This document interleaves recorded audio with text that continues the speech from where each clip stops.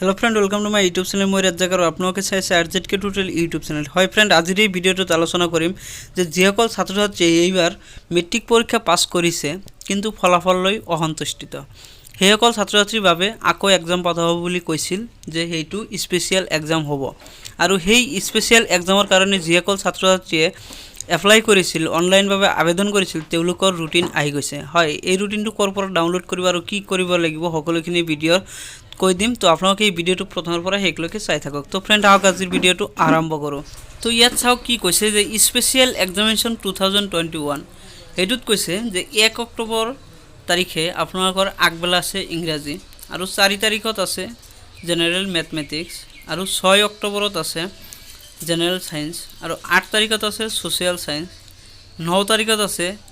advance mathematics एसामिस संस्कृत 9 तारिखत जेटु एग्जाम আছে হেতু হৈছে আপোনালোকৰ ইলেক্টিভ সাবজেক্ট তো আপোনালোকৰ যেটু ইলেক্টিভ সাবজেক্ট হয় হেতু আপোনালোকে চাই লব আৰু 11 অক্টোবৰত আছে মিল और इंग्लिश माने অল্টাৰনেট বা এসামিস যেটু আমাৰ অসমীয়া সাবজেক্ট হয় হেতু আছে 11 তাৰিখে তো এইখিনি ৰুটিন তো আপোনালোকে নিশ্চয় ৰুটিনটো ডাউনলোড কৰিব